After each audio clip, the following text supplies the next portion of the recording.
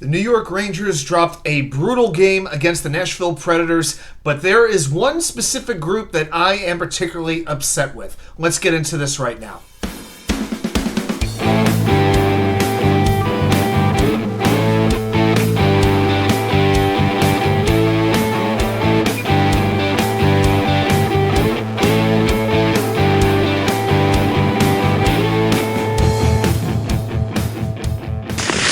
And well, welcome back to New York Sports WickerMedia. I'm WattsUK99. Thank you, as always, for taking the time to watch these videos. Now that we got that out of the way, let's get right into this right now. I want to do a video about the New York Rangers because there are just some things going on right now that are ticking me off. Okay? The Rangers are now 2-2.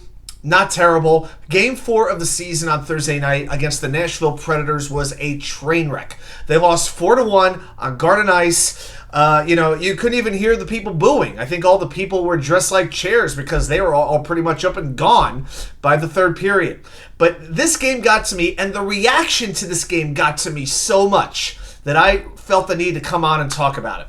So Rangers coach Peter Laviolette has been using a version of this neutral zone lock or trap or whatever you want to call it since he was coaching in Carolina. He started using it almost 20 years ago, and that system was one of the main things that took the Hurricanes to the Stanley Cup in 2006. It took the Philadelphia Flyers to the Cup final in 2010, took the Predators to the Cup final in 2017 as well. Now, the point of this whole system is to create neutral zone turnovers and prevent odd man rushes by the opposition. Now, this goes kind of counterintuitive to the way the Rangers typically have played for the last, 2 or 3 decades. Dump the puck in, chase it against the boards, try to create a scoring chance, and make way more passes than you need to rather than shoot at the net.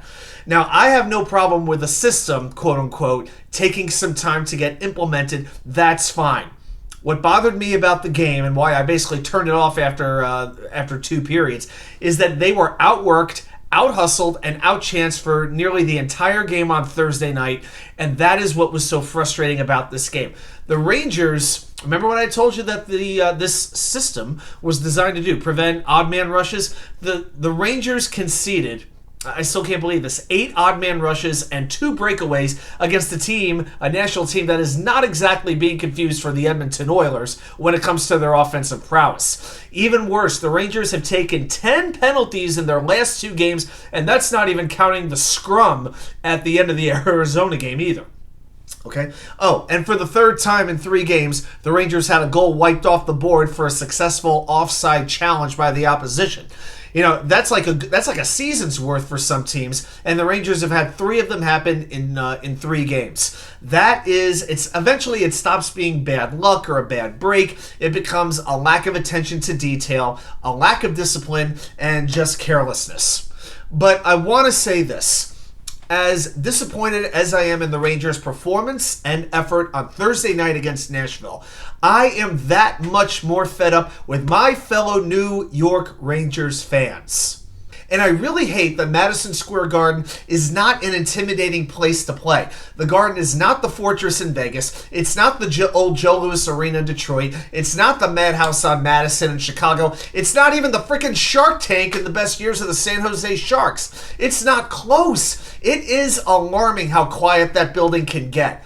I mean, in the last 10 years, if you look at the home record versus the road record, the Rangers have had a better home record in only 5 of those 10 seasons. A lot of times they're better on the road than they are at home. Now, why is that? What has caused that? I mean, is it real fans getting priced out? Because that's never going to change. Last I checked, a lot of these other arenas, they charge high prices. Toronto, Montreal, all these other places, they don't have a problem getting their fans to get loud. Is it because the Rangers feel this need to play, like I said, they have to make the extra pass every single time, like they have to show off for the home fans? It feels like that's been a problem for the last 25 years. And I am pretty amazed. I mean, this game was bad on every level, but this game does not mean, one loss does not mean every player sucks. It does not mean half the team should be traded. It does not mean that Capo Caco, Alexei Lafreniere, Keandre Miller, and Braden Schneider are all busts. And it damn sure doesn't mean that Peter Laviolette was a bad hire already.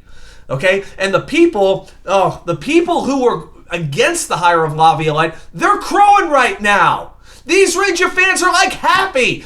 This is, I hate to be the fan police. I never want to tell somebody how to root. That's your own business. Okay? But this is the worst kind of fan in my mind because they care more about their damn ego. They care more about being right than they care about seeing their team win.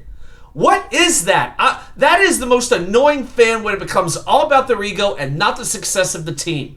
I want to be wrong and say that all my teams are going to win championships this year. I am happy to admit I am wrong if it makes me, if it leads to an outcome that's going to make me happy. And I am seeing too many Ranger fans on social media where it's not about that, it's about their freaking ego. I told you that Laviolette was a bit higher. I told you Lafreniere couldn't play right wing. I told you. Shut up. Are we really going to overreact to Game 4 in an 82-game season? I mean, there were people calling this game a must-win game. Game 4, a must-win, because the Rangers are going on this road trip, this extended road trip to like Western Canada and the dump that is the Pacific Northwest and that whole area. I mean, come on. These people want Blake Wheeler cut after 4 games.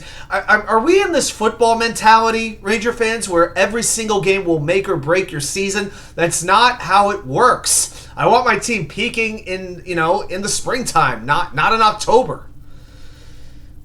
All right, now the Rangers have just one day off before they face Seattle at the Climate Pledge Arena on Saturday night at 10 p.m. And I will say this. Maybe a getaway from the Garden would be a good thing where they can, just focus on playing hockey. This could be a little bit of a realization moment where, as great as they looked opening game against Buffalo, they still looked pretty good against Columbus and Arizona. This game was a stinker. Now they know what they have to do, how they have to compete, and hopefully Peter Laviolette is telling them exactly what they need to hear, and he's giving whatever that message is that these players need to hear, because we can't see a repeat of that game. But let's keep it in perspective. It's one loss. Now, let's see what they do in these next 5 games on the road, and I'll tell you, I will be very surprised if we see the same lackadaisical, lackluster effort that we saw Thursday night against Nashville. Well, those are my thoughts on this 4th game of the season with the Rangers and the Predators, but put your thoughts down there in the comments. Do you think that the Rangers are just doomed to failure, or could this be a little bit of an awakening game for them? I'm curious to get your thoughts. Thanks, everybody, for watching. I'll see you right back here with more content from you know where. The Wicker Chair.